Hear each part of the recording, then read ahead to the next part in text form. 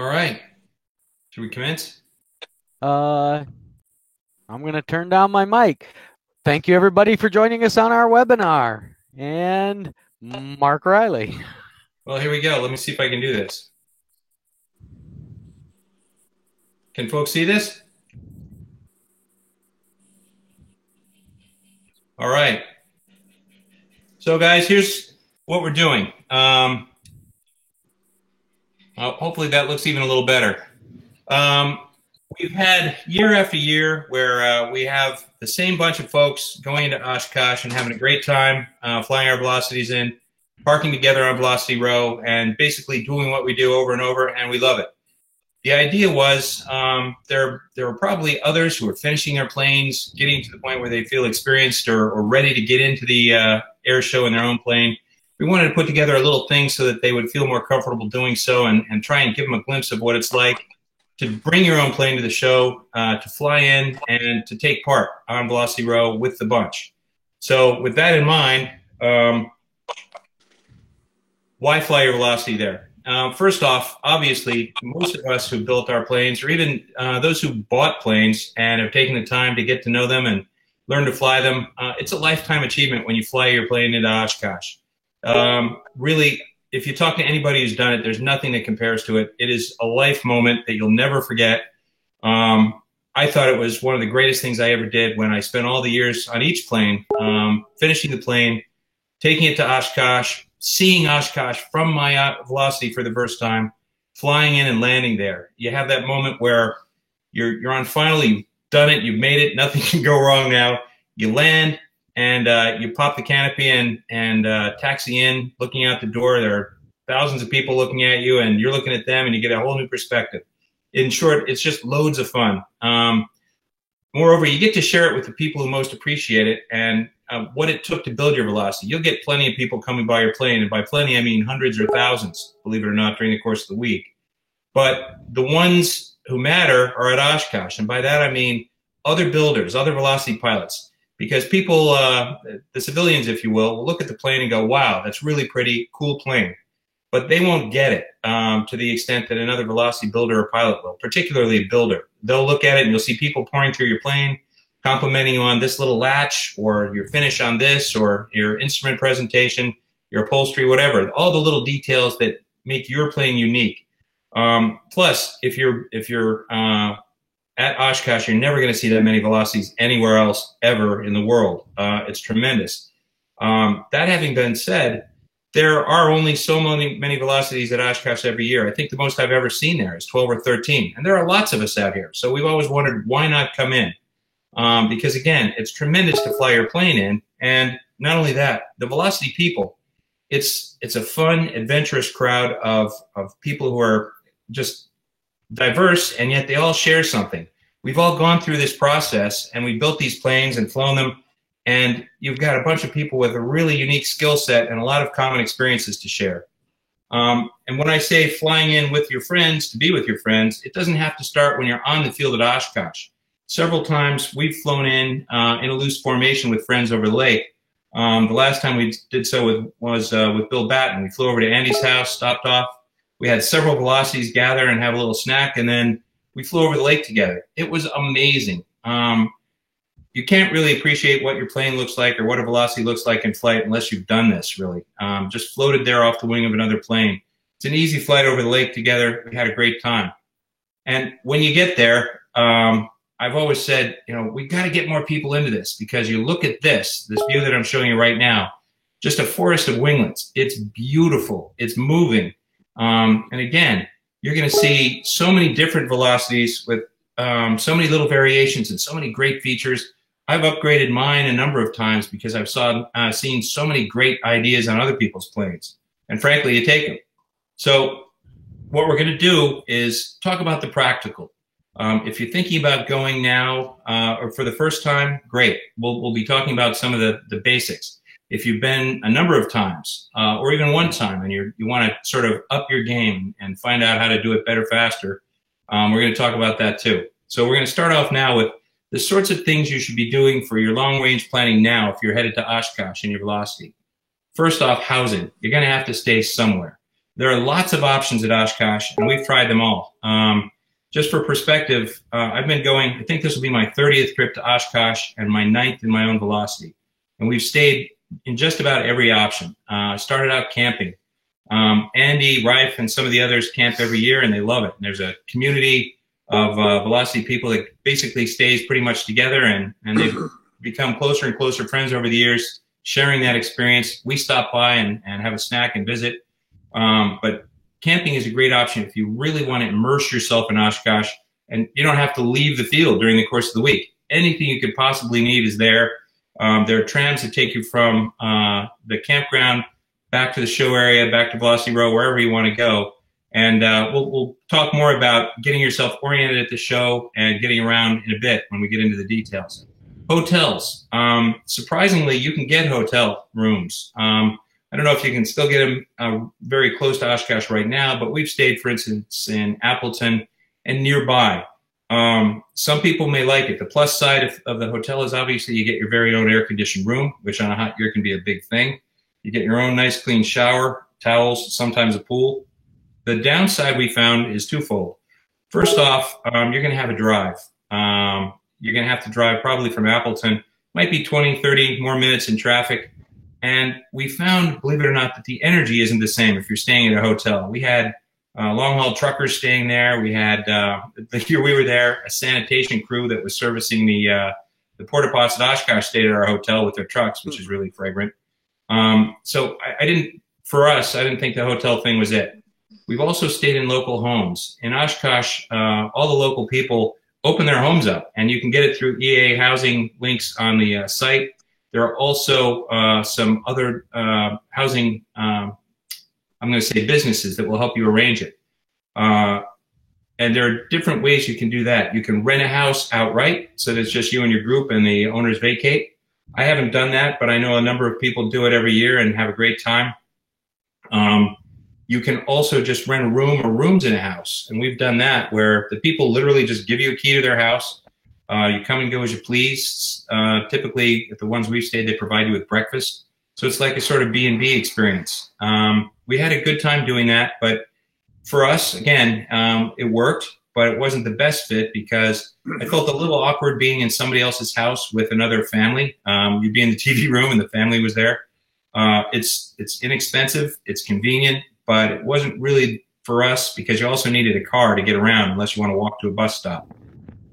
We finally settled on the last option I'm going to discuss, which is the dorms. The University of Wisconsin Oshkosh has a large campus in Oshkosh. They opened the dormitories up for housing for AirVenture attendees. We found this to be the best option for us, and I'm a big booster of it because I think it's a terrific option. When you stay at the dorms, you basically check in and you get a package with your sheets, your towels, a pillow, a washcloth, a cup, and a bar of soap. You go up to your room, and it's your standard college layout where you have a door to the cinder block room.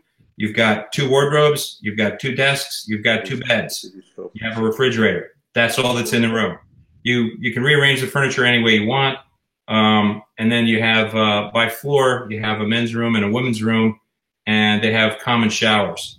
So the advantage is you have a bed to sleep in as opposed to camping. You have your own room with your own key. You have nice hot showers and a bathroom. I would say the biggest downside of the dorm is if it's a hot year, you're going to be hot. They're big stone buildings, and it can get very warm in the dorms. You can get an air-conditioned room, but the air-conditioned rooms are almost double. I believe we're paying $75 a night for an un-air-conditioned room. I think it's $125 for the air-conditioned dorm rooms. So if it's a really hot year, in retrospect, it might be worth it. But when I started adding the $50 per room per night, multiplying by the number of nights there, I decided I didn't care that much. And again, what we do is on our first day there, we'll hit the local Walmart or its equivalent. We'll buy $16 box fans, and we leave them there when we leave. We get 1 for each person, and we're fairly comfortable. The other good things about the dorms, they have Blackhawk dining hall right across from your dorm, and you can go over and get a cafeteria breakfast. I think it was $7.50 for all you can eat. And then when you're done with breakfast, you walk to the outside of the dining hall, and city bus comes by every 15 minutes to pick you up. The great thing is the city bus is $1.50 round trip, and they go, I think, every 15 minutes. It's only about a 10, 15-minute ride. And another plus, we rent a car some years, but we leave the car and take the bus, because if you rent a car, you could be a half a mile away out in this giant grass parking lot, or the bus drops you right up by the front gate, which is super convenient.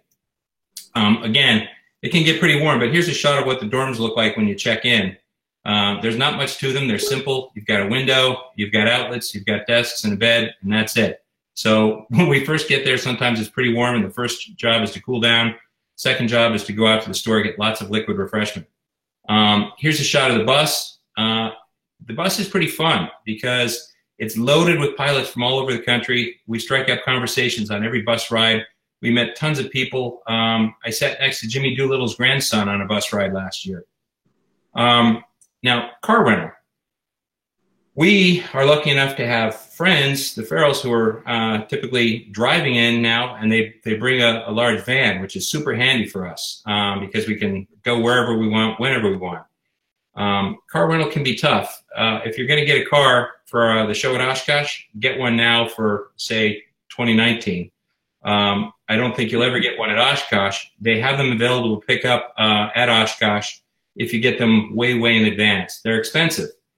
We found much, much better deals at Appleton Airport, and there's a shuttle bus that runs from Oshkosh to Appleton and to Fond du Lac that's fairly cheap. We're going to go over a map in a few minutes, but at the main entrance to Oshkosh, there's a bus terminal, and there are lines for the different buses, and the buses all have signs about where they go, but you can get a direct bus to Appleton Airport or to Fond du Lac Airport and pick up rental cars at either of those. We've done that in the past. The good news is they're cheaper and more plentiful and available. The bad news is you got to take it back.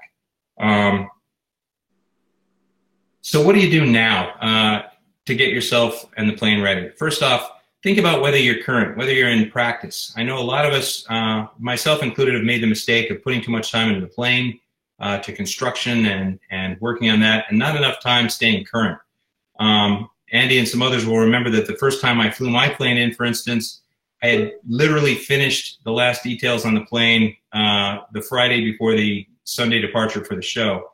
Ingrained green primer. I actually was not very practiced, and I ended up getting what you're going to see is the hardest approach into Oshkosh, the 1-8 left approach, where you go down runway 36 and have to do a tight button hook at low altitude and land before you get to the tower. And it was a scenario where I was at about 75 feet in a 45-degree bank. I don't think anybody wants to be there, especially if they're not particularly current. I don't know if anybody has been ramp checked at Oshkosh, but I think it's a good idea to have all your documents ready. Make sure you have a current medical, and just that you're ready, the plane's ready. You can start doing that now, and you don't run into any problems where you run out of time to do it. Get the NOTAM. You can download a copy. If you go on the EAA AirVenture website, they'll mail you a free copy, just on request. You just give them your address and a request, and they'll mail it out to you in a printed copy. Study it. If you haven't seen it, go on YouTube and watch the How Not to Arrive at Oshkosh video. There is a guy who did absolutely every single thing wrong coming into Oshkosh. And while the controller was trying to land hundreds of planes, he's just talking on the radio, doing everything wrong and taking up time. The approach itself is easy. You start, well, I guess you guys will start with this little presentation and the pictures, but basically it's very easy, and we're going to show you how to do it today. There are announcements on the airventure.org news page, and you'll find that they'll give you things like some of the things we're going to talk about are mass arrivals that you have to avoid, and some of the events and show times. But also, one thing that really, really helps that wasn't available when I first started flying in, watch some of the arrivals videos on YouTube. You can get a good first-person video perspective of what it looks like to fly your plane into the show. It's one thing to look at the NOTAM and the diagrams. It's another to see what it looks like out the cockpit of your plane, to get an idea of the sort of the pace and the radio flow and the traffic and what it looks like. It really, really helps. If you Google Oshkosh arrival, you'll find a ton. If you go on my blog, you'll find one for each of the past 4 or 5 years with audio and a first-person perspective. I watched a bunch of them. Just do Oshkosh arrival videos and you'll see more. But I would study a number of those. Pause them, look at them. I think they're terrific. About 2 weeks out, what you're going to want to do is check out the webcams. There are webcams on the wayfinding towers, which we'll talk more about, but basically they have different colored towers down the length of the main runway, 1836. And they're called wayfinding towers because just to remember where the hell you are. I told my wife when I was first bringing her, 20 some years ago, I told her, no matter how big I describe this, it's not going to do it justice. It's bigger than you can possibly imagine. And she agreed with me. So what they do is they put these different colored towers so that you can know roughly where you're at the show. And if you bring family or kids, you can tell them, let's meet at this tower, or remember, we're parked by such and such tower. As you'll see, we on Velocity Row are parked down by the green tower near the Warbirds and the Home Builders headquarters. Now, when you get to 1 week out, all right, you're going to start looking at the weather, prepping, packing your gear for the plane. I'm going to post on this video some of the mass arrival times. But start checking because that changes as the date gets nearer. Now, in terms of weather, I've always gone in VFR, and we've made it in every single year. We've made it home most of the way every year, and we've always flown out on the day we choose. But you're going to have to be flexible if you're VFR, and we're going to talk about some of the best arrival times. Now, what days should you go and how long should you stay? I mean, if you're planning your trip now, what do you really want to do? Some of us, myself included, consider this the best week of our year. I look forward to this all year. Folks tease me because I start counting down around day 300. So what do you want to do in terms of arrival time and departure time? What do you want to catch and what do you not want to miss? Basically, the show runs from Monday, July 23rd to Sunday, July 29th. Lots of folks arrive before that. Some folks get there a month early, believe it or not. There are a lot of volunteers who get in, and you'll start seeing people parked there weeks before the show opens. But lots of us arrive on Saturday and Sunday because if you're worried about the arrival, especially if it's your first time, it's a lot easier to come in on the weekend. It's much less crowded in the air and on the ground. You're still going to have a lot of other planes around you in the air, but it's nothing like coming in during the show. It's less congested on your arrival, and just as importantly, you'll get prime parking. On Velocity Row, it's not just Velocities. Technically, EAA parking considers us heavies, and they put Lancers, Velocities, Cozies, and just some of the bigger 4 and more seat planes in there. So when space is gone, it's gone. They parked a whole row of Epics there last year or the year before, and we just didn't have enough space for all the Velocities. So if you can get there on Saturday or Sunday, it's nice. Plus, Saturdays, you're going to see a lot of planes coming in, and you get to see everybody arrive and park, and it's just fun to go down to the flight line, watch everybody landing. Sunday, it's actually become kind of a Velocity tradition. We all gather in the morning, and we head down to runway 27 near the VOR on the green dot, and I'll show you a map in a bit as to where that is, but it's close to where the Velocity Row is. And we watch landings. And as Brett would say, the excitement level varies with the crosswind levels. And sometimes it's very exciting. You're going to see a lot of near misses. You're going to see some expert landings. We bet on who can actually make the green dot, who's going to drag a wing. There's always something, though, that goes south, and there's always a lot of excitement. And we end up with dozens of people sitting out there and having a good time catching up with each other as well. Now, in my experience, Monday, the opening day of the show, is probably the busiest day to come in, but it's still totally doable. Again, my experience was going from, believe it or not, a Cessna 152 and a Tampico TB9 to my Velocity SE-RG. I only had 100 hours total time since my first flying lesson when I flew into Oshkosh, which I do not necessarily recommend. But if you're low time or you have a new plane, I think it's a good idea to try and come in on one of the non-peak days and hours. Friday and Sunday, respectively, are very busy departure days. But there are pluses and minuses. There are the biggest crowds on the last weekend of the show, and some of the best things are saved for the last weekend. By Sunday, what you're going to find is there are lots of grass shadows and tired people. And what I mean by that is people will visit your plane in droves, all the other planes as well. And you're going to find you have a crowd of people around your plane most of the day, and they trample the grass, and your plane shades the grass under it. So when you finally leave, there's going to be a green grass shadow of your plane perfectly outlined in the grass underneath where you parked for the week. But we talked a bit about days, but what about timing your arrival during each of the days? The airport hours are 7 a.m. to 8 p.m. throughout. And there's no aircraft movement, even on the field, allowed outside those hours. They want you parked, stopped by 8 p.m. at night. We have found that we also somehow end up arriving a lot of times just because of delays and lunches and things like that during the daily air show. Monday through Sunday, it's 2:30 to 6:30, and the airport is closed during those periods. Wednesday and Saturday, 8 to 10 p.m., it's closed as well. And then Sunday, it's closed from 1 to 4:30. No big deal. Do your best to get around the weather and do what you need to do in terms of departure time and arrival time.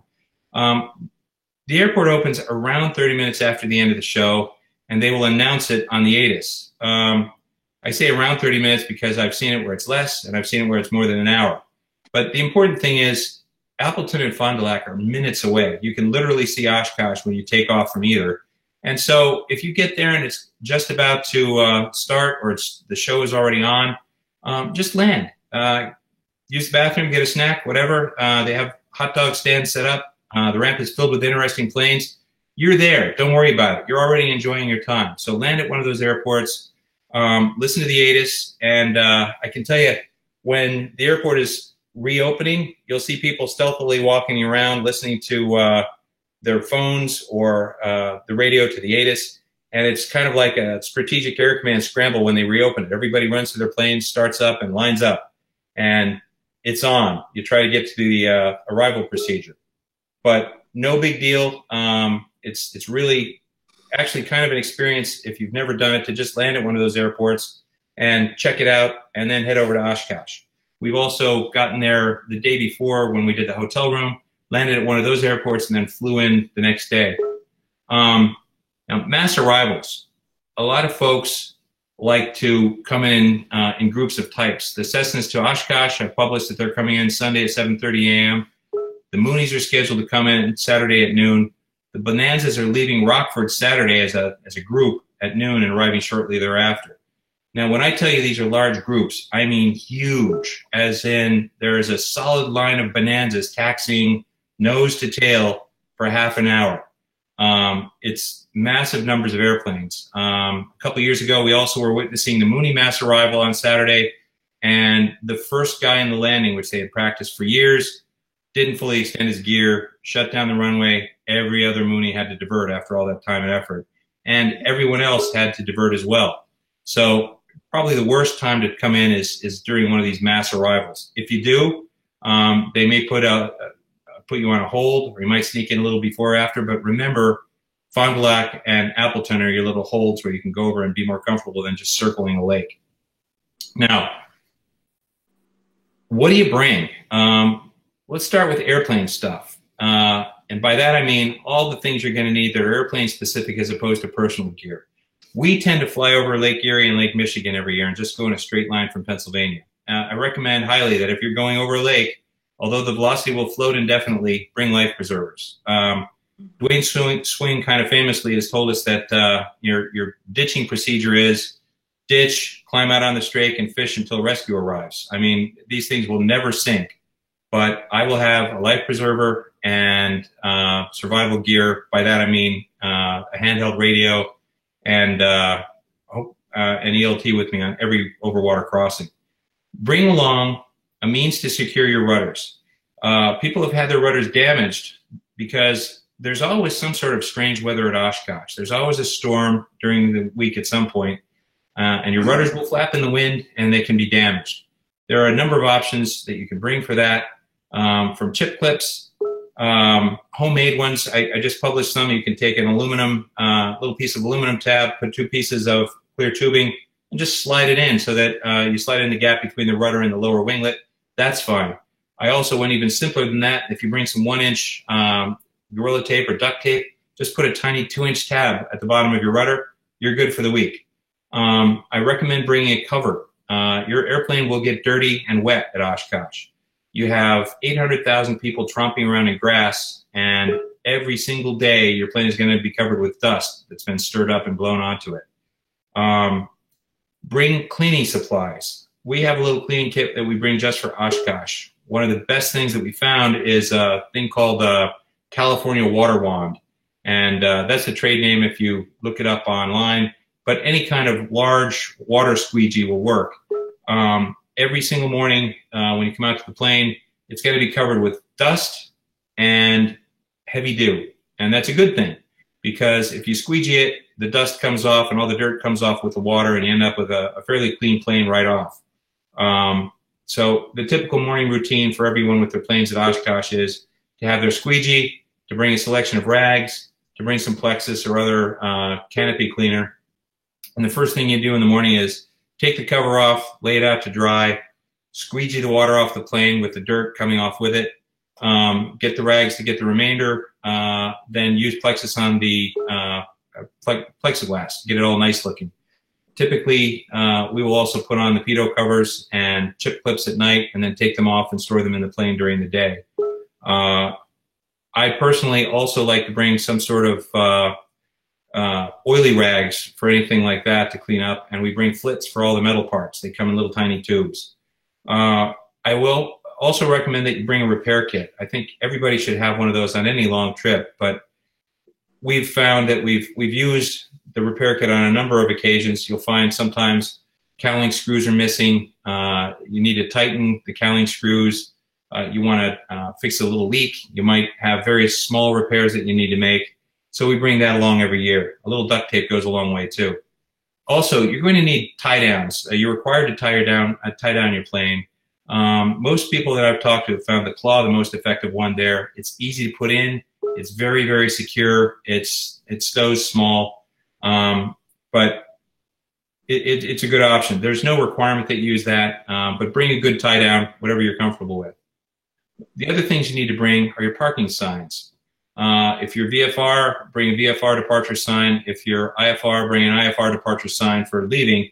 For arriving, you have a choice. They're all set forth in the AirVenture site, and they're also set forth in the NOTAM.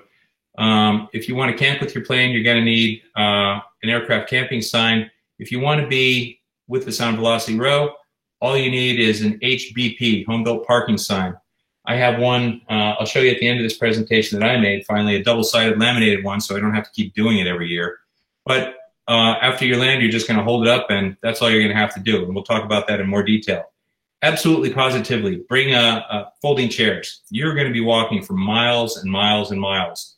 You're going to want to sit down at the flight line. You're going to want to sit down at presentations. You're going to want to sit under your plane, under the wing, and hang out with people. So bring a nice folding chair. I bring a day pack every year to carry my chair. And also, as you're wandering through the exhibit buildings, they have anything and everything you can possibly imagine that has anything remotely to do with aviation. If you were looking for instance, obscure hardware, or to restock your toolbox of parts, or that one MS24693- whatever screw, there is a hardware tent that sells nothing but tiny bits of hardware. You're looking for a new handheld. You're looking for aviation-related clothing, or something with your logo on it. You'll have it. So bring a day pack to carry your little purchases around so you don't have to lug them in your hand. You must have a hat. I know I particularly need a hat, but you will get sunburned if you don't have a hat. You need sunscreen, and you need to use it because you will be out on a field with no shelter from the sun all day. Make sure you stay hydrated. Bring a water bottle and something to carry it in. Bring a camera, because you're going to see things that you never see anywhere else at Oshkosh. Aircraft that you can't see anywhere else. Groups of aircraft that you can't see together anywhere else. A collection of velocities that you're never going to see anywhere else in the world. Your aircraft with all those things as background. One of the terrific things in Velocity Row is you can sit and see the air show. They did bombers on parade last year, and every single light bomber flew over us at a 45-degree angle at low altitude over and over and over, and I got tremendous pictures and video. One thing that you may not think about that's a good idea to bring are cards. And I'll show you an example at the end of the presentation. But what I mean by that are little business cards are very cheap to have printed up these days. We have one with our names and N number of our plane and a picture of the plane on one side and contact information on the other. You'll meet tons of people. You'll want to be able to get in touch with them again, and people will ask you lots of questions. We have a blog that we like to refer people to if they want to learn more about the Velocity. So instead of writing this on scraps of paper, I just hand them a card every year or every time. And we've actually met tons of people who we still keep in touch with. So I think it's a good idea. Now, clothing. What do you bring in terms of clothing? Here's the funny thing. The weather at Oshkosh will be anything. It's the same week basically every year, but you can have freezing cold, broiling, terrible heat above 100 degrees. It can be dry, it can be rainy, or some combination of all the above. If you've been there for many years, you'll remember Sploshkosh, where it just rained and rained and rained and everything was a swamp. They actually didn't allow you to come in until Tuesday because when they pushed the planes off the runway, they just got stuck. There's been Frostkosh, where it's just been freezing cold and you had to wear fleece and a jacket, hat, and long pants all the time. I've been there during heat waves. We've been there where the temperature shifts from one end of that spectrum to the other. So watch the forecast as it comes up. The long-range forecast, I can tell you right now, for what good it is trending, is that it's been colder than usual, and the lake temperatures are colder than usual, so they're anticipating a cool Oshkosh, which, again, if you stay in an unair-conditioned dorm room, is a blessing. Bring a hat, as I said. Bring comfy shoes. One of the guys that we took there thought it would be a good idea to bring his leather boat shoes and no socks. He lasted for about 3 hours, and then he had to go to the Columbia outlet to buy sneakers and socks. You totally need very comfy shoes, sneakers, boots, something. Bring sunproof clothing. The old joke is if you go to Oshkosh and someone asks you, did you see so-and-so? Well, what's he wearing? Oh, he had a Columbia shirt, cargo shorts, and a baseball cap. That's basically 70% of the pilots at Oshkosh wear the same thing. Those lightweight nylon fishing shirts are great.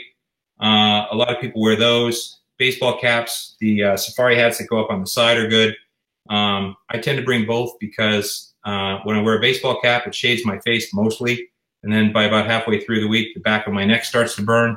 So really think long and hard about sun protective clothing. You're going to fry if you don't. Bring rain gear. I don't usually bring an umbrella because for whatever reason, whenever it seems to be raining at Oshkosh, it's also windy. But I've seen people with umbrellas. It's not a bad idea. I bring a rain jacket, and that generally gets me through. I don't bring rain pants or anything more involved.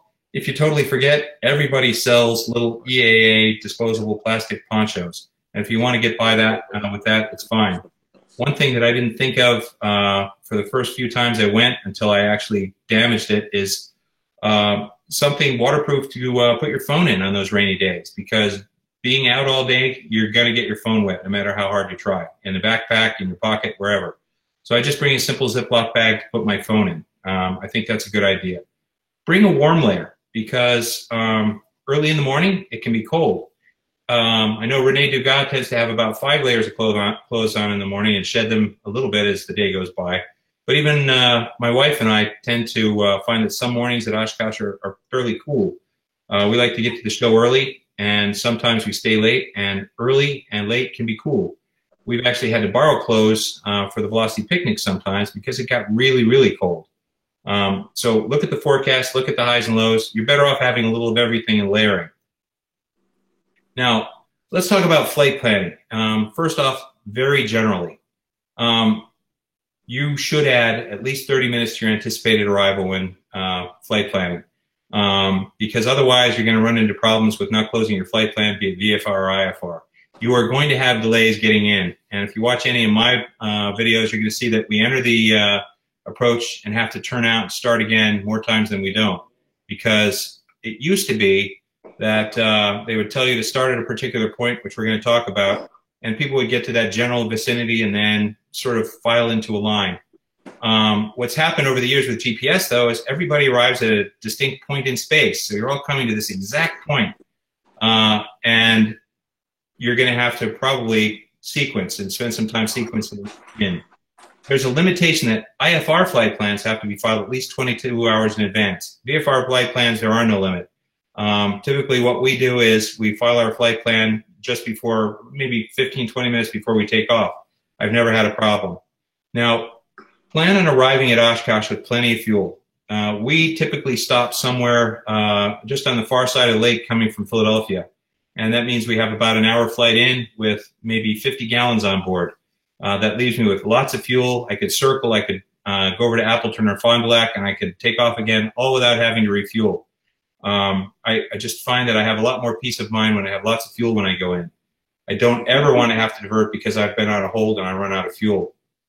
Now, overall flight planning, again, if we're talking generalisms, the thing to bear in mind if you're nervous about this, the only different part about this is the Fisk approach, your last 10, 12, 15 minutes of the flight.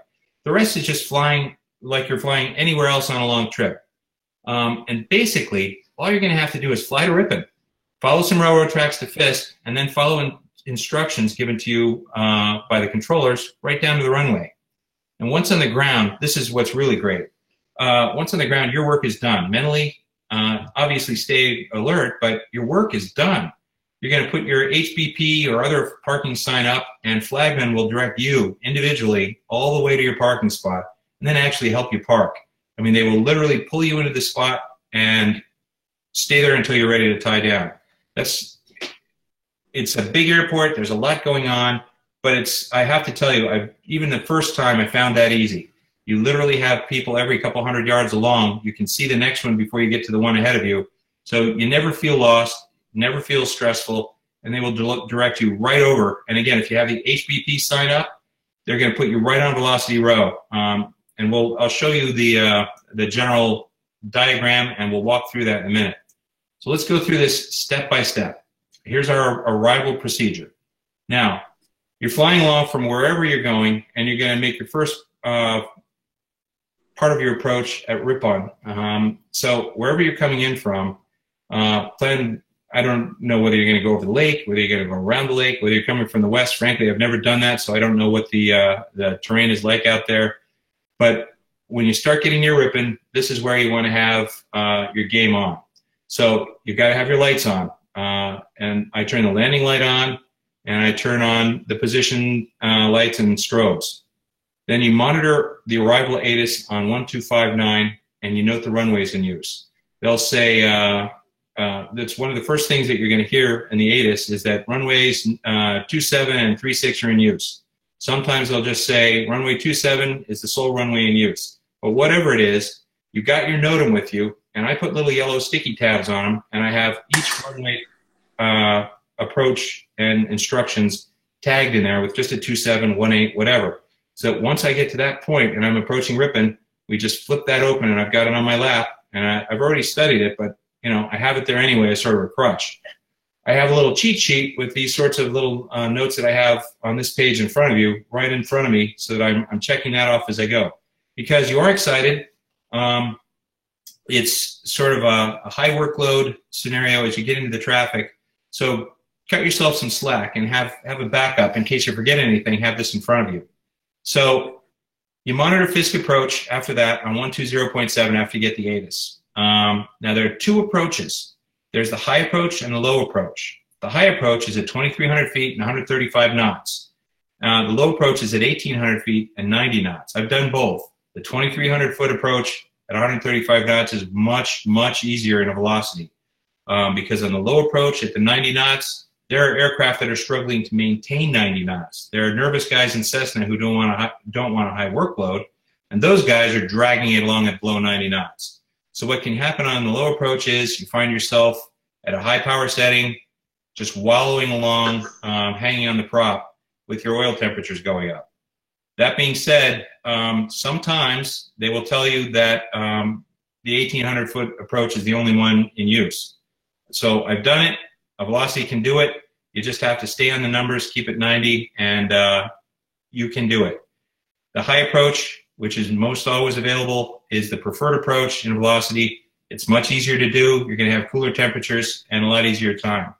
Now, even when you're approaching Ripon, watch for traffic. Again, everybody is approaching the same exact spot from all different directions. So I have my passengers watch as well. For me, the traffic on my screen is completely useless most of the time, because for two reasons. First off, there are so many that if I don't zoom way in, it covers my screen with black traffic targets. Second, a lot of the aircraft in there don't have transponders. And a lot of the transponders are going to be turned off, because once you get there, if you have a non-ADS-B transponder, you're supposed to put it on standby. Again, otherwise they're just overwhelmed with signals. If you have an ADS-B transponder, this year, as far as I know, for the first time, you can leave it on. But watch for traffic. What you're going to do as well is you're going to get in line behind somebody. Once you've done that, you're most of the way there in terms of making this happen. Because literally, unless the guy in front of you screws up, you're just going to be following him in. So you're going to be checking everything else off, but it's kind of, again, a nice, easy aid to have that aircraft ahead of you. So we talked about getting to Ripon and what to do there. Now, Ripon to Fisk is the next leg of this journey. You're going to use a water tower and a grain elevator in the little town ahead of you. And I'm going to show you pictures in a few minutes. You see the water tower and the grain elevator, and then you're going to follow over some railroad tracks. To me, I used to have a lot of trouble finding that. I don't even look for railroad tracks anymore outside of town. I look in town near the pavement, and you can see the railroad tracks. When you get out of town, it looks to me more like a perfectly straight line of trees through the fields. I just look for that. But moreover, look for traffic. Everybody's lining up here, and you're going to find people coming from every direction converging there. Now, when you see this, check out the plane ahead of you. Is it somebody you can stay behind? And can you maintain a speed that won't run them over? We're faster than most people and or most aircraft. So what you're going to find is sometimes you have to turn back out, go back and start over approaching Ripon, because you don't want to run the guy ahead of you over. There's no S-turning allowed, and if it's too slow, it's just going to make it harder for you. And it's easier to just go back and start over. It takes a couple minutes. So once you're on this Ripon to Fisk run, you listen for instructions. They're not going to call you by your N number. They're not going to call you a velocity. They're going to call you an easy type. So the instructions will be along these lines from the Fisk controllers. And by the way, the Fisk controllers have a little trailer down at this intersection. And I've never seen them. I think some people have. But I know, for instance, Andy Millen's friend was working there one time and greeted him by name. But for me, I just listen, and I listen to him talking to the planes ahead of me. And you're going to hear them saying, high wing with a wigwag, rock your wings. And you're not supposed to reply on the radio. You just rock your wings when they tell you, and they'll say, good rock. So what I do is I look at the plane ahead of me, and that's going to give me, and the plane ahead of him, you can typically see two ahead. And I listen to them, and that gives me a good idea of where I'm going to get this instruction. Because I always get a little nerved out. Like, do they see me? Are they going to miss me? Am I going to overrun this? They're not. They're doing this all the time. You're not going to get missed. If you're on the right track over the railroad track, they will see you, but it's not going to be until you're about 2 miles from Fisk. So mentally, it really helps me to see the guy ahead of me rock his wings. That's when I know I'm going to be around that point when they tell me to rock my wings. When they tell you to rock your wings and you acknowledge, they'll say, good rock. They're going to tell you the runway and the frequency you should use. Now, if there are two runways in use, for instance, again, it's typical for them to use runway 27 and runway 36 left and right. They might tell you, easy type, follow the tracks for runway 27. 27, as you're going to see in a minute, is harder than 36. 27 involves doing a tight right pattern, whereas 36 is basically turn right when you get these instructions. You see the airport, and then you turn left on base. From base to final and land. It's super easy. So you can just tell them, approach, easy request, 36. And I have not heard anybody denied that request if there's more than one runway open. What happens sometimes is someone will do a gear up, there's an incident on the runway, there's some other issue, and they will only have one runway, and you don't have a choice. Your option there is either to land on the runway that's open, or again, divert to Appleton, Fond du Lac, and try again later on.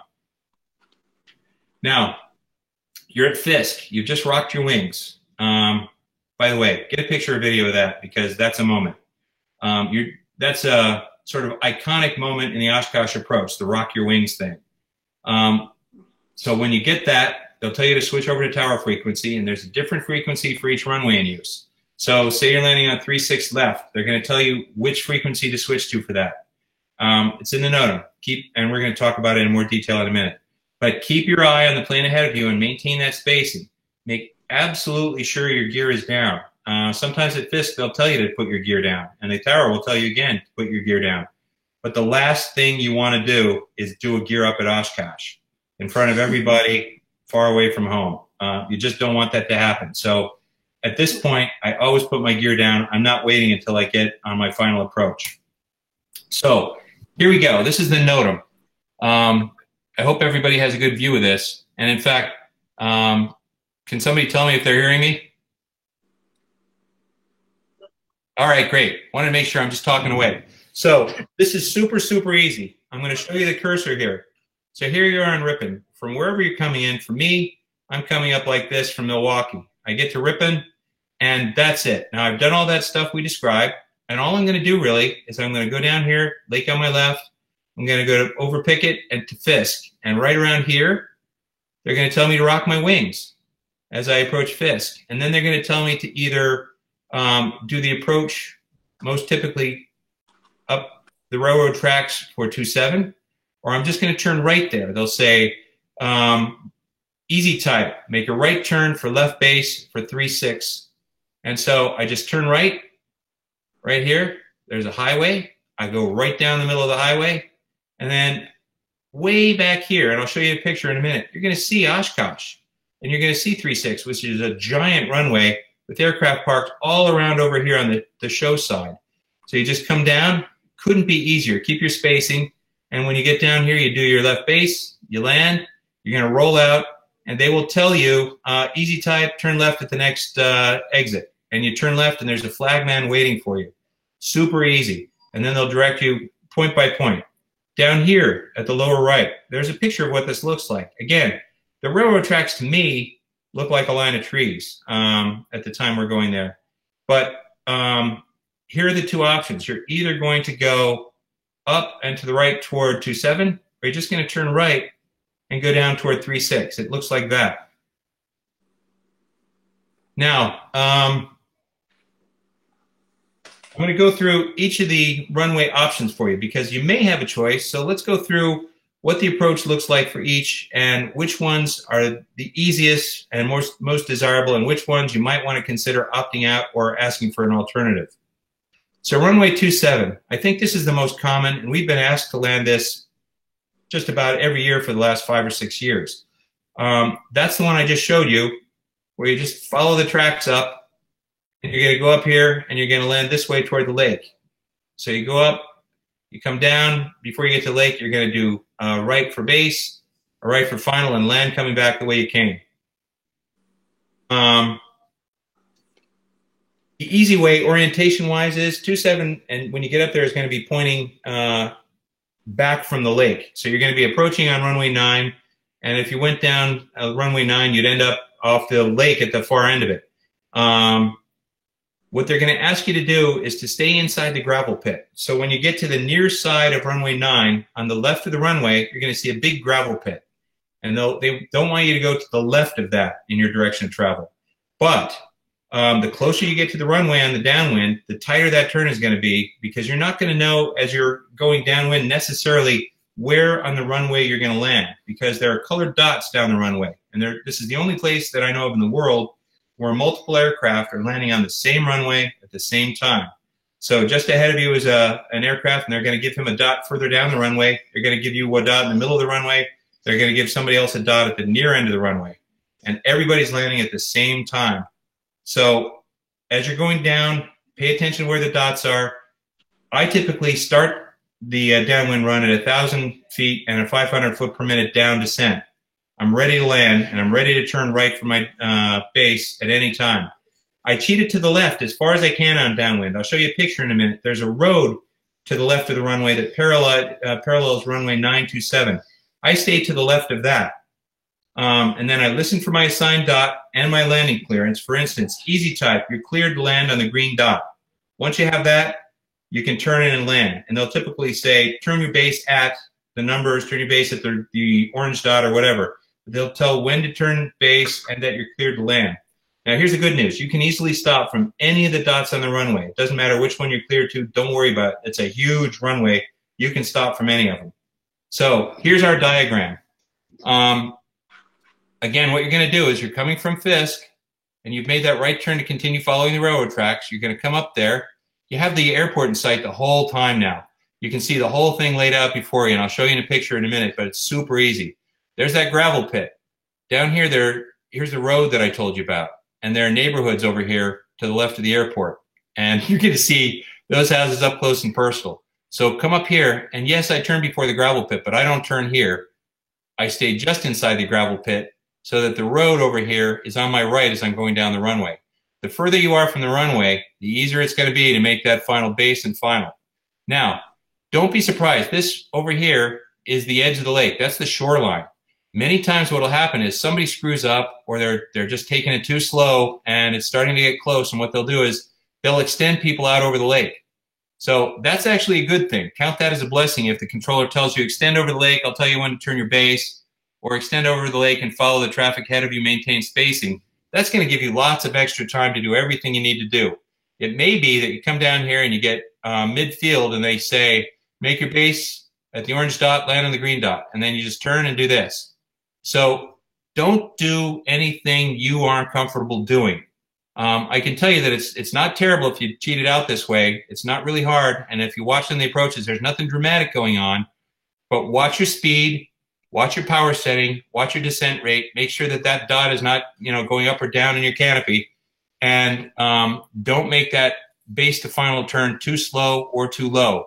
I've done both, and it's not pretty. I always salvage it, but I think I've gotten it down to the point now where it's not even dramatic. You just want to sort of, I end up making a general circle to land sort of, because you're not going to square anything off here.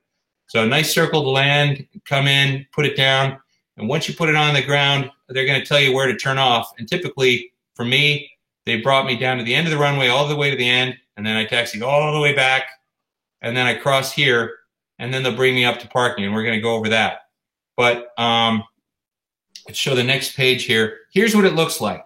So from this perspective, the gravel pit is just off to the left of the airplane.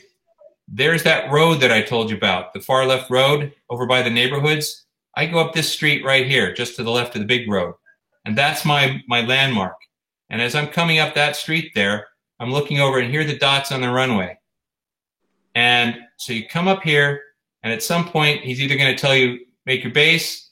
I just come in, and I'm descending fairly good now, and I turn and land. I'm not squaring it off at all, really. I'm doing whatever I need to do to make a nice curve around here. If I have to extend out over the lake, super, whatever. That gives me a really long time to sort things out and a long final. And I've landed on the numbers and the various dots. And then you end up coming up here to the end, coming around, taxi back. And right here at this intersection, you're going to come back over. And our parking is right here. This is Warbirds. And here's us over here. And you're just going to come taxi right up. This is taxiway Papa 1. So you come up, over, up Papa 1, and they will direct you in an entrance right here. There's going to be a guy on a scooter right in front of you the whole way, and he's going to direct you in. And then you'll park right on Velocity Row right here. So, again, this is your sight picture. Remember the road, remember the gravel pit off to the left, and the runway here. It's all in view. It's all laid out. Remember that 1836 is left to right along the lake. This is 36, and this is 18. And we're going to talk about that approach, but to have the nice visual here, this helps. So if you were coming in runway 36, you come this way, you turn over here, you turn right on your base, you're coming down. It takes maybe 5 minutes to get from Fisk over to here. You turn left, you land, and there's a taxiway on the far side closer to the lake. That's 36 right during the show. 36 left is the bigger runway, and you would land and come up here. And again, they'll bring you down all the way to the end, down the taxiway between the two runways, and you'll turn right, go up Papa 1, and you'll go in Velocity Row, home base for us. So moving along, this is the side view of it. When you're coming in, you can see the runway. This is 36, and there are the 27, the dots and everything. And then runway 9. This one is super easy. I've only gotten this once. If you get offered runway 9, take runway 9. Basically, it's like a space shuttle approach. Remember when we were at Fisk, and if we were going to do 27, we follow the tracks up at a sort of 45-degree angle toward the gravel pit? Well, this one, you just turn right before you get to the gravel pit and you land. There's no real approach. You just fly up, you see the airport, you land over the highway, and that's it. And then you would come down, they're going to turn you off, you'll come up to Papa 1, and again, we're right here on the right. We're sort of up near the intersection of 27 and 1836, most of the way up, right in there. So you're just going to come down, do what they tell you, and you'll end up right there. But this is super easy. And again, perspective-wise, if you were doing the 27 approach, you're going to come down over here, over the neighborhoods to the left of the airport, come down toward the lake, and either get almost to the lake shore or whatever dot they tell you to turn adjacent to, come back and land. Super easy. But runway 9, boy, that's the gimme, the easy runway if you get a chance to do it. And again, here's a diagram. You're going to come over and you land. There's not much of a diagram. From Fisk, you just come up, you turn right, and you land. Super easy. And again, you come down, they would taxi you back up and bring you over to our parking. Runway 36. This is the second easiest. I think this is terrific. It's super easy to land. You get a sight picture right from Fisk or a moment later.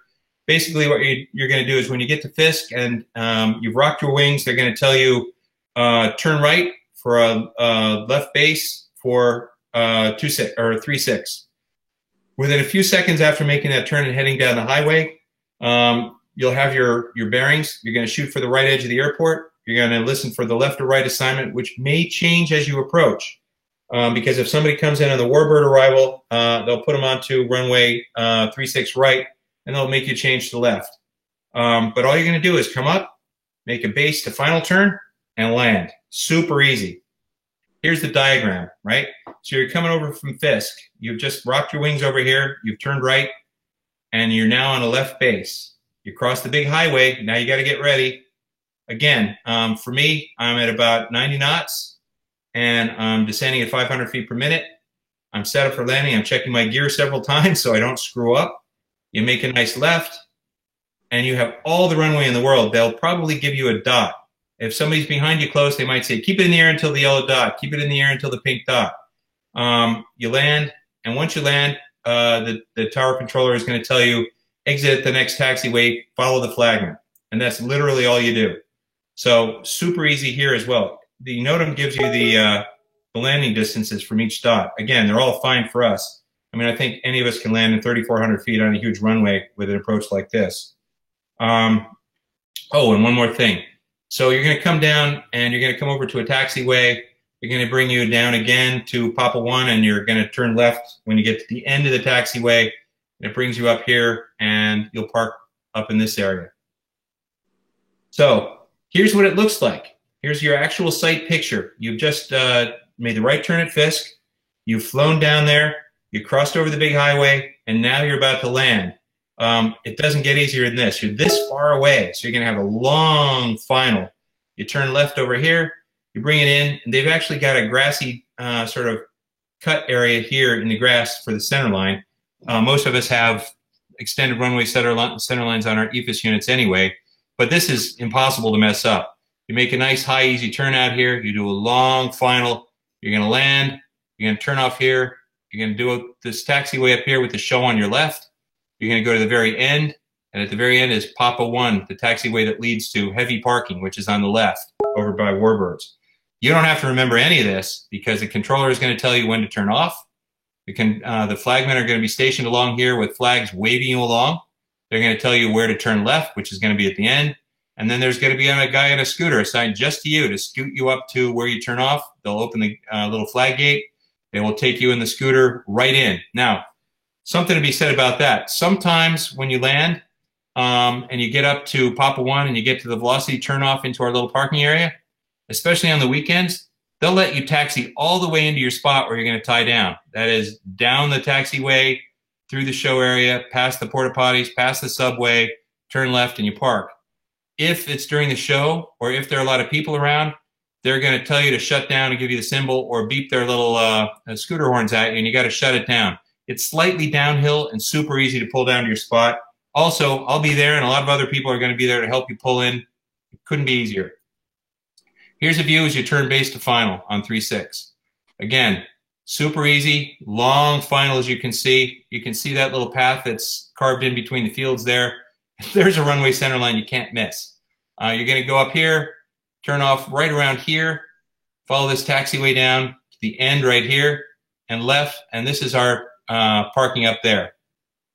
The lake would be over here to your right, just for orientation. It's not very far either. We're almost on the lake at Oshkosh. Now, runway 18. This one's tough. I did this once, and it's the worst pattern I've ever done, with full power, idle cutoff, sharp banks, everything in between, no situational awareness. I thought it was really tough. You guys would have an easier time with this because you'll have some idea where you were. I had no idea, and the tower was telling me, turn base now, turn final now, and then I figured it out. But this is like that runway 3-6 that we just saw. I'm going to go back. But what you're going to do is go out here, turn downwind, go down toward the end of the runway, and then before the tower, which is right here, you have to turn left and left again and do a really tight button hook and land back the other way. That's tough. If you have a choice, don't do runway 18 left. If you have to, you're going to have to decide whether you're up to it or not, and you're going to have to cheat it out to the right so that you don't have it as tight as I had it. Now, there's also another one where they can send you via the railroad tracks to do the same thing. Here's the pattern we just talked about. Over the highway, for the 3-6 left and right approach, you just turn and land. For the 18, you're going to have to go up. See the tower here? When you get a beam in the tower, you're going to turn and you're going to land. Don't go any further because you're going to have landing traffic, including jet traffic and high-speed heavies up here landing on 9 or 27 at the same time. You do not want to go past the tower. So up, left, left, and land. It's doable. I did it with 150 hours, I think, in a standard RG. So here's the railroad track approach. So if they tell you to go to 18 left or right via the railroad tracks, not so bad. You do your same old thing as if you were landing on 27. You go up to the gravel pit, you cheat it out, and they've actually shown it cheated out a little here. You cheat it out, and then you're just going to do a right turn and land on 18 right or left, which is actually not bad. So the only one I don't like is the one standard 18 left or right approach where you have to do that tight turn. This is just as easy as any of the others. Some notes on landings. You got to make absolutely sure your gear is down. Check it multiple times. I put it down at Fisk. Some people put it down at Ripon. I keep mine up until Fisk because I find that for my aircraft, my oil temperatures stay lower because I'm not, I don't know, it's just the power settings and the drag. So I keep my gear up until Fisk and then I put it down. It would probably be cooler if I kept it up, but you know what? I'm not willing to make that mistake because I think I could do it. Fly the airplane. Don't get nerved out. This is just an airport, and the runways are huge. Once you get onto the approach, there's somebody right ahead of you, and everything's all laid out for you. Nothing really happens that fast. You just can't run anybody over. You have to maintain your spacing and your situational awareness. I think it helps a huge amount now that you've been able to see it from perspective and on the NOTAM. To me, seeing pictures and seeing videos just gave the NOTAM a whole better level of understandability. It's just an airport, and the runways are huge. There are probably only going to be 2 choices, or maybe even no choice. You might just get an easy runway, and boom, you know what to do. You've got it on your lap. You've seen this. You've seen the pictures. You'll probably have seen videos. Bearing that in mind, you can always say unable. And I know Andy's gone around when they jammed him up on an approach, no fault of his own. I never have, and I should have. So my getting better at this is I have to be willing to say unable instead of trying to salvage a really difficult approach. Because you can always go around. You just inform the tower immediately that you are going around. They will sequence you right back in. They will not send you back to the beginning. So after landing, again, the tower is going to tell you where to turn off. And remember to hold your parking sign up, and then you're going to go over to ground. The flagman will be there. Actually, they have talked to me from ground frequency, just telling me when to cross the runway. And that's just augmenting the flagman because the flagman will direct you every moment of your taxi from the time you get off the runway till the time you're stopped in your parking spot. Now, I've had them ask me to taxi in the grass on occasion, and sometimes I have, and sometimes I just wave my hand at them and tell them to come up and talk to me, and I say, no, I need a hard surface. And when I've asked, they've always given me a hard surface, and the other pilots I've talked to have said, yeah, they've never denied me a request for a hard surface taxi. The place is immaculately maintained. It's like a parking lot or a putting green. So I didn't have a problem when I was taxiing, but I have to say with my very expensive prop in the back, especially in the lower RG that sits lower to the ground than the fixed gears, I'd rather be on the hard surface. But monitor the ground frequency. If you have a request, wave those guys up, and the guy will run up to your cockpit and talk to you. Now, parking. If you have a home-built parking sign, you will be directed to Velocity Row. You don't have to worry about that. They'll bring you up via that Papa One taxiway at the very end. You'll get to see the warbirds. You'll get to see the whole show on your way. It's a long taxi. They may allow you to taxi all the way to your spot, as I said. They might not. But there will be people there to help you push your plane to your spot. There's always help either from other Velocity pilots, or if you need help, catch one of the little guys on the scooter, and they will get you help. There are CAP kids, and other guys on scooters will come zooming up to your plane. You'll get 4 or 5 guys to help you push your plane. Never think you have to struggle to do it. Velocity Row. This is where you end up parked. This is what it looks like. It's terrific. From this perspective, the show would be off the frame toward the bottom of the picture with my plane facing the runway 1836 and the show. Right behind us is a giant field filled with RVs. You'll note that right behind my left winglet, we have our very own porta potties. Behind my right winglet, we have a Subway that is open on Saturday and Sunday. They have good breakfast. They have good lunch. If you go further off to the right, or actually in the left in this picture, that takes you towards Show Center. There's a cheap place to get burgers if you don't want to wait in line. And there's home-built headquarters, which would be toward the left in this picture and toward the flight line. Here you're going to see, let's see, is that Patrick? It's somebody tying down, but you'll see we get a whole row of us. This is actually on a Saturday. And so a lot of people do arrive on Saturday. This is where, again, you're going to turn in right here, and then you're going to taxi down and either get to turn around past the porta potties, or they're going to have you shut down here. But as you can see, there's a slope. So this is super easy getting in. Now, once in your spot, tie down and figure out what you want to do. If you want to stay, you don't need a wristband to get in the gate. You're already in the show. They don't check once you're in the show. So you've got a freebie once you got in there. Now, if you're headed somewhere else, say you want to camp, or you want to go to the dorms and freshen up, or you want to go out and get something to eat outside the show, I would stop at the Home Builders headquarters. It's right near where we park and close to the green wayfinding tower. In other words, if you face the flight line from parking, you look up and to your right, you're going to see a giant green tower and a little one-story building next to it that says Home Builders HQ. That's where you go to register your plane. You go over there on the back side facing the flight line, and they have a big counter with a bunch of old guys there who know every airplane.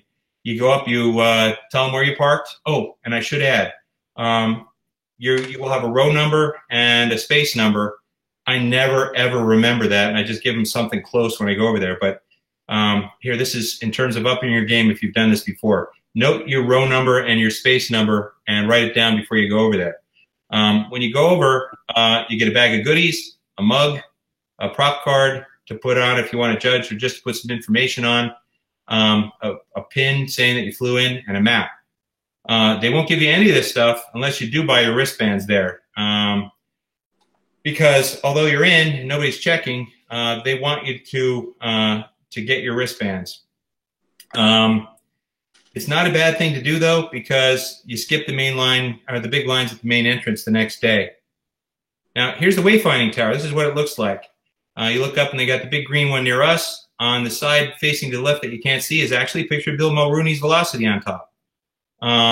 Over here on the back side, the flight line would be off to the right, with 1836 going this way, and 927 going left to right, just past us and past Warbirds. So you come around here, and you're going to see this. And these guys have everything. They have the stacks of mugs waiting for you. They've got little bags of goodies.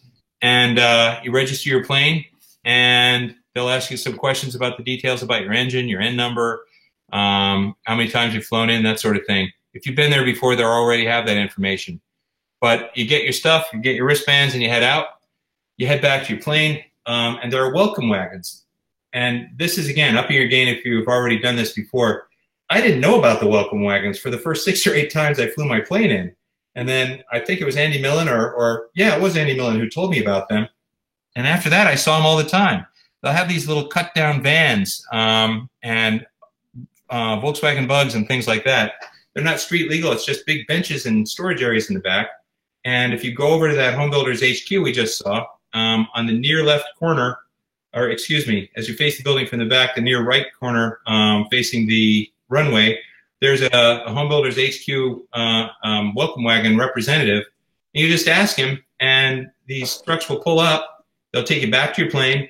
They'll load all your bags and all your people, and they'll take you wherever you want to go within the show, all the way to camping, to your camping spot, up to the front gate to catch a bus, wherever you want to go. And they have a little jar for donations. We always give them something.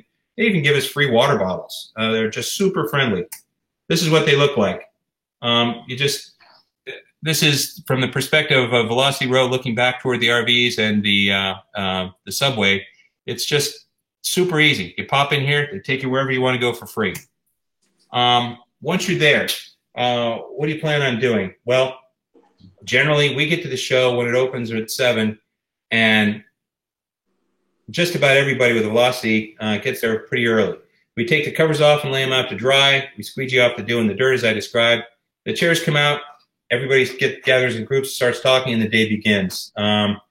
Now, the Velocity booth, this is an amendment. The Velocity booth has always been just inside and to the left of the main gate. When you're coming in from outside the main gate, it has the 2 concrete B-17 engines on the gates and a big sign. And then you go to the left, and there's a big place to get your passes and wristbands. Velocity has always been just to the left, near an airplane on a stick. They have a little Twin Star light twin on a stick mounted about 20 feet high, and Velocity was next to it. They didn't get their booth this year, and they managed to, I think, well, anyway, they're working on sharing space with Delta Hawk, which is going to have a twin there. And they're probably about 100 yards further along. So if you just go in the gate, stay along the left side, and walk for 150 yards, it's on the left. Sounds like a long time, but that's close in Oshkosh terms. There are a bazillion food options there. There are several food courts. There are little one-off places. If you're looking for the thing that's not on the usual list, before you come in, there's I think it's Holy Redeemer Church, but they have a little white building outside the gate that sells terrific cinnamon rolls, orange juice, and coffee. That's a good option before you come into the gate.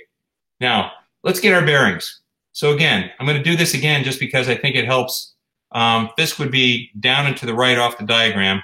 If you were coming in on runway 27, you come in, you go up the far side of the highway, the gravel pit would be on your left. You cheat it out a little bit.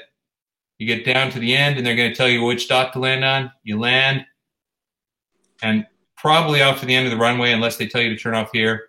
You're going to taxi back this taxiway all the way back to the end.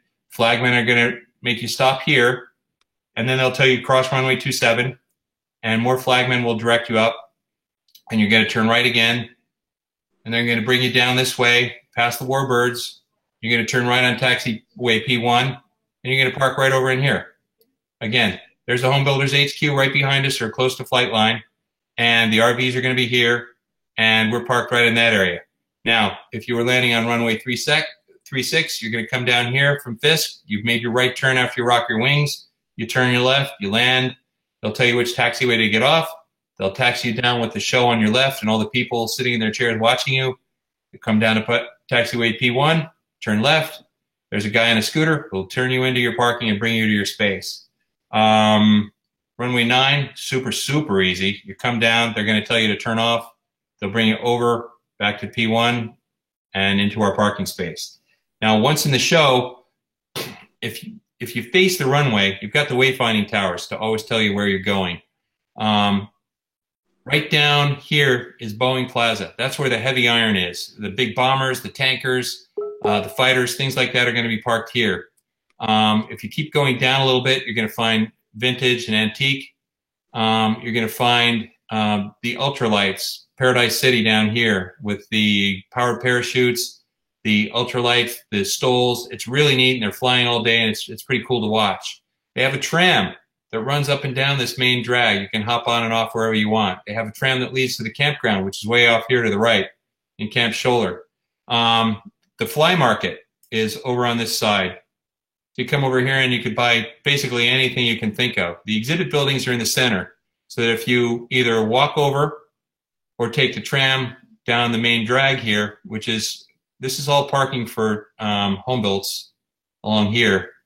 And between the exhibit buildings and all the food and everything else, they have one main drag with trams going up and down it and just throngs of people. Then Boeing Plaza. Then the 4 giant white exhibit buildings have anything you can imagine related to aviation. Celebration Way is the main drag that goes up the center of the air show from Boeing, which is kind of show center, to the main gate. So when you come in on the first day, you're going to come to the main gate. You go down the main drag. If you wanted to see the Velocity booth, it's going to be down here somewhere. And you could continue down that walk diagonally and come over, look for the green wayfinding tower. That leads you to your plane. You can see it way from out there. There's plenty of stuff to do everywhere. You will never see everything in your first trip. Again, here's a picture of what it looks like every morning. You're going to have to clean this off your plane every day, but it's your free hose down. You'll keep your plane nice and clear. Now, things to do. You've got your airplane at Oshkosh. You parked. A couple things to bear in mind that we didn't think of the first time we flew in. This is your locker.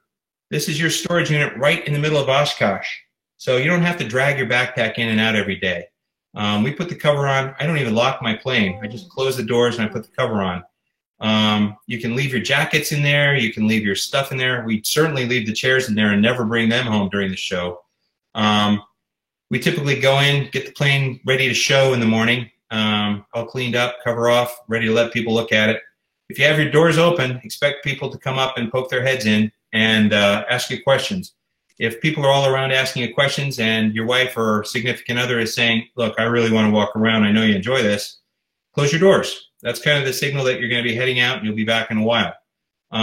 Walking the flight line is a blast. The warbirds are tremendous. The exhibit building's open on Monday morning. Again, anything you can imagine. There are groups of people under all the wings. You can stop by other Velocity folks. When I say a lot of people are going to stop by your plane, as long as you are at your plane, people are going to be coming up, asking to look at it, asking you questions about it. So if you want to leave, again, just close the doors. Some things that I would hate to miss. Wednesday is the night air show. There's also one for the first time on Saturday night, a second night air show. It is spectacular. It's nice and cool. The fireworks are unbelievable, and they have the world's largest wall of flame. They have a crew that comes out, and on the far side of runway 1836, they put up a mile-long section of barrels of gasoline and dynamite. What could go wrong? And they put up a huge wall of flame. The fireworks are tremendous, set to music. They're aircraft with lights and pyrotechnics. Again, helicopters and aircraft spewing township-level fireworks. What could go wrong, as Brett would say. But it's a thing that you don't want to miss. Wednesday night, we're going to be having the Velocity dinner at the Beer Moon. And I'll show you that in a minute. But this is typical, just hanging out by your plane and the chairs you remember to bring. People are going to stop by, throw their chairs down, sit on the ground. It's awesome. Renee is your guide to the Beer Moon. That's what it looks like. And this is a funny perspective, but it's a giant illuminated balloon that hangs over this tent that sells beer. That's where we're going to have our dinner. This is the Sunday runway 27 landing review board. Again, this is all Velocity people hanging out there by the VOR and the green dot. It's just a blast watching thousands of aircraft, one every few seconds, landing on the runway. There's Scott Swing. And there's a green dot. So, again, you'll be that close to it. You'll actually see the green color flash off the bottoms of the airplanes as they land and fly over it. Now, here's an important point. Fuel. If you're going to be leaving on Wednesday, don't wait till Wednesday to try and get fuel. There can be delays of up to days getting your fuel, and it varies year to year. But you can get a green prop card that you put on that says you want fuel, and you write down how much, and you put some information on there. They will bill you later for it.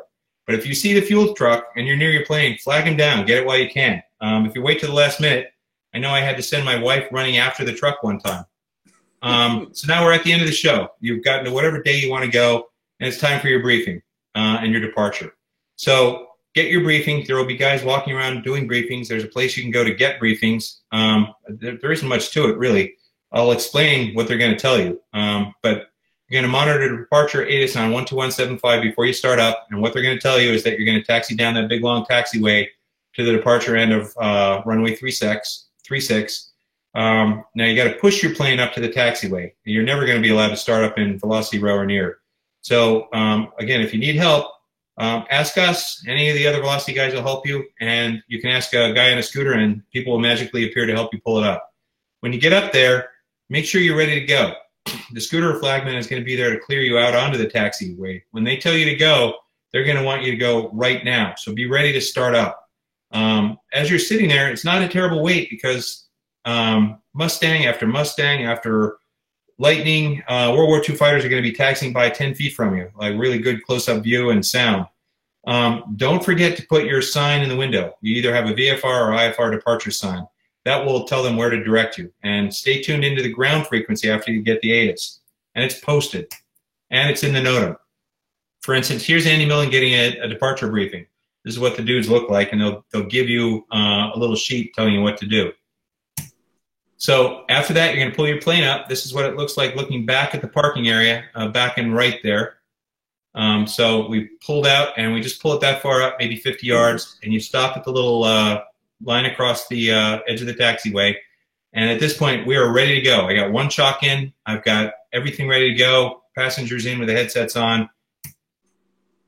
Again, Mustang's taxiing by, but we're good to go.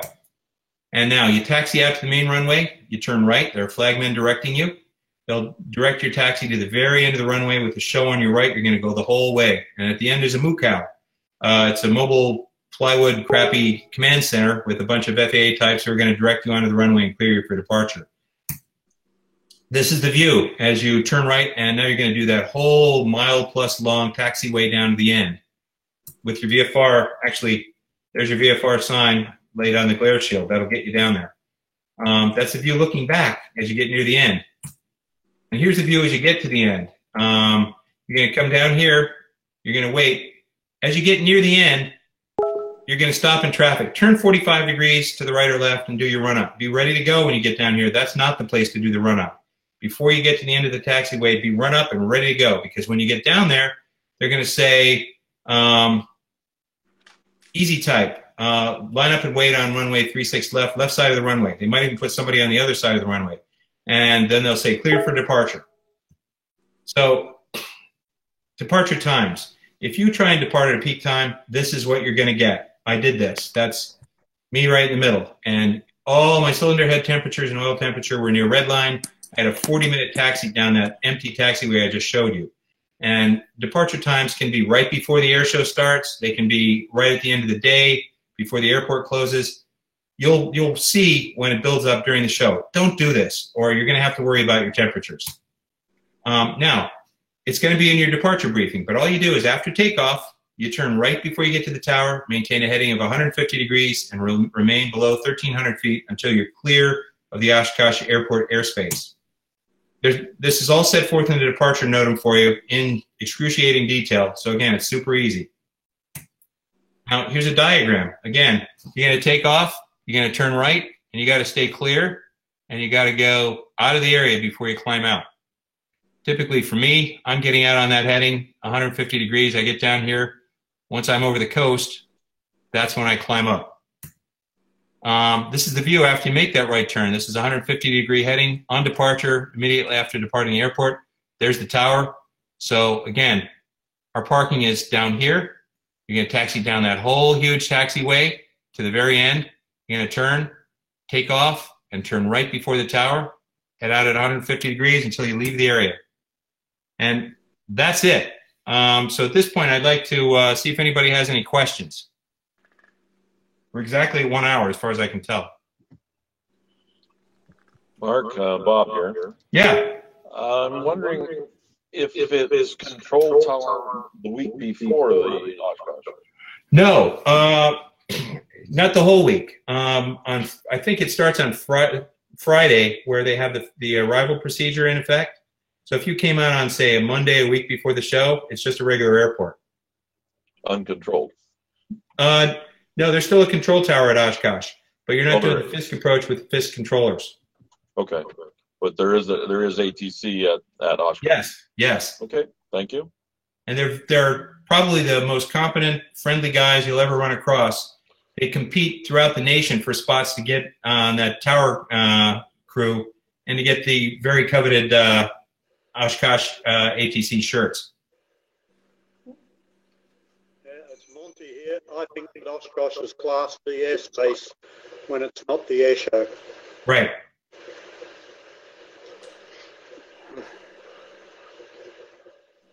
And good job, Mark. Very good. Oh, good. I hope that's helpful to people. I think, I really would like to impress on everyone. This is not hard to do. You just need to prep for it.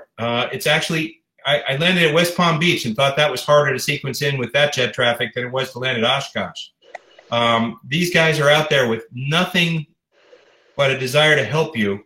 And it's a finely oiled machine, start to finish. I mean, just when you watch 300,000 people drive into and out of the airport without a delay, I mean, you have hundreds of thousands of people watching the night fireworks show, then you get in your car and you just drive out. That doesn't happen in my township.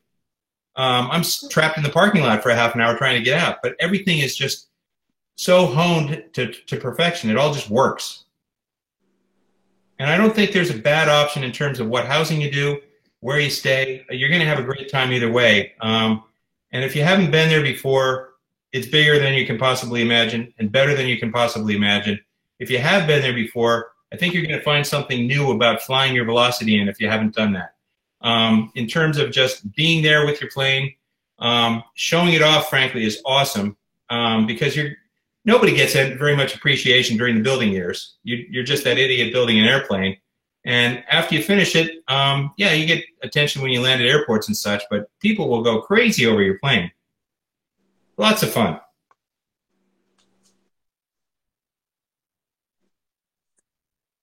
Oh, there it is. I'll go with the authority.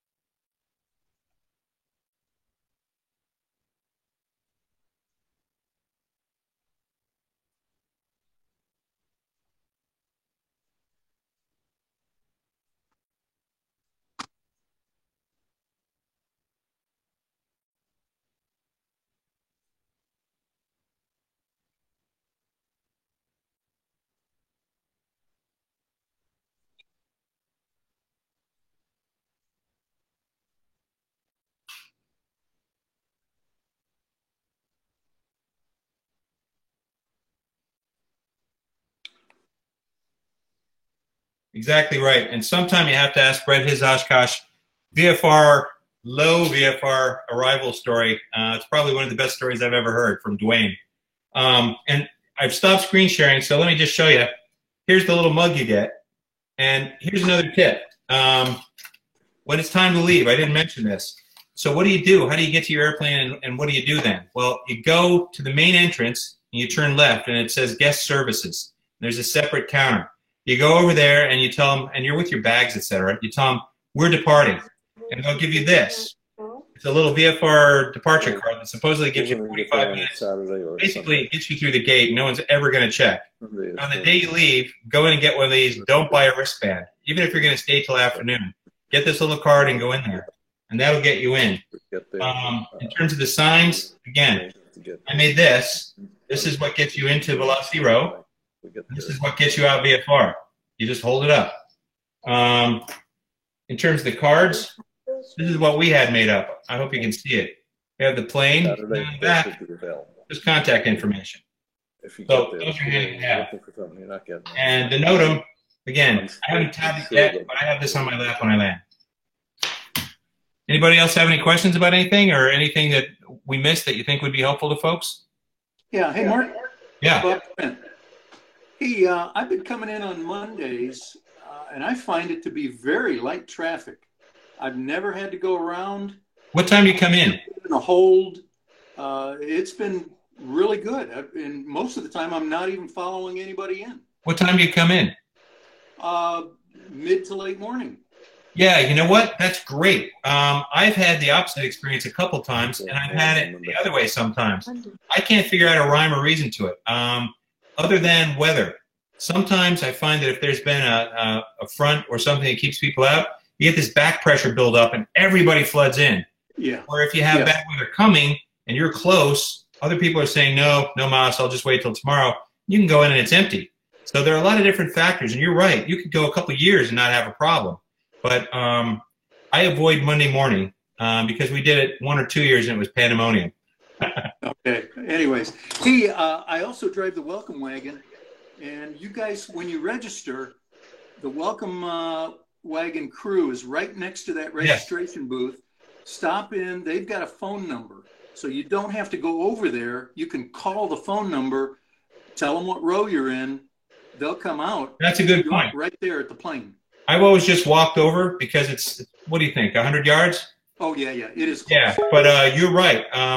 If you look it up on AirVenture, and I could probably even try and post it later, but if you call them, they'll come right to your spot. You don't have to even move your butt away from your plane. Yep. That's a good point. Okay, Monty again here. Yeah. Mark, you can hear. Yes. What happens, Mark, if you want to take someone for a ride halfway through the show? I don't know through the air show, but you're there, all parked. Now you want to just go out for 2 hours, come back. You're going to have to fly the approach again. There's nothing that says you can't leave and come back. Andy is, I know, left. He's come in consecutive days. Come in, left after part of the day, come back in for part of the day, and left. The Velocity factory guys typically do demo flights, but they have their planes staged down by the flight line when they do that, or they do it sometimes from Fond du Lac. But yeah, there's no reason that you can't do that, but it might be a hassle. I mean, it might be a while getting back in, and I don't know what the deal is for parking. I suppose no one's going to take your parking spot from just leave your tie downs there, you know? Yeah, that's the thought. I was wondering about getting the same spot. So I've flown in a few times, but always in a Piper Warrior. Okay. Yeah. So this might be the first year. Andy's the only guy I've ever actually personally observed going in and out the same day, because most of us go in and stay for a period of days, and he lives just across the lake. But it didn't look to be a hassle. When he wanted to go, he did what we described. He pulled the plane up and leave. And when you come back in, they don't necessarily know that you've been there before anyway. They're just going to do automatically what we described. Yeah. And then the other thing I've done is stayed at Sheboygan. That way you get to fly in 4 times for the one Oshkosh. Okay. That's a bit of fun. And cheaper accommodation, probably. Yes. Yeah, good. Yeah, sure.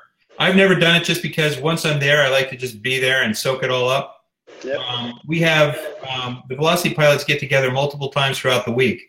We have the Velocity dinner, sure, but there's a Fox River Brewing Company, and if you've seen any of our pictures, it's on the Fox River, and they're the most stunning sunset views you've ever seen, and great food and great company. We all sit together.